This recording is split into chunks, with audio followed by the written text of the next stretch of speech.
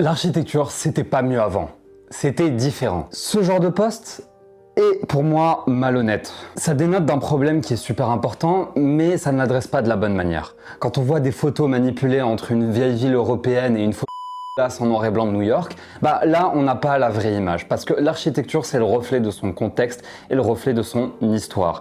Même que dans la loi, l'architecture est l'expression de la culture. C'est une utilisation parfaite de ce qu'on appelle le biais du survivant et ça va prendre les pires images possibles et inimaginables d'une architecture prétendument moderne pour vous dire ah bah vous avez vu c'est mieux avant, c'est 10 fois mieux, c'est trop bien, aujourd'hui maintenant c'est moche, on vous manipule, la matrice, tout ça c'est de la... On va se calmer 5 minutes et on va analyser tout ça. Il est vrai qu'il y a un problème avec l'héritage des modernes. Faut savoir que le mouvement moderne et les bâtiments moches que vous voyez dans les photos, bah ça a plus de 80 ans aujourd'hui. C'est pas du tout nouveau, c'est pas du tout représentatif de ce que c'est l'architecture maintenant.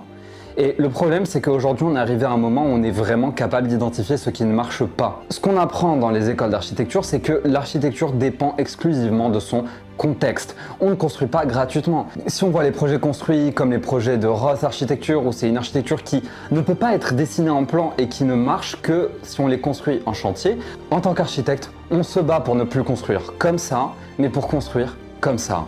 Traitons le débat comme il mérite de l'être, pas comme une simple pulsion pour avoir des likes et des partages sur les réseaux sociaux, mais comme une vraie discussion. Cherchons des alternatives, proposons des alternatives.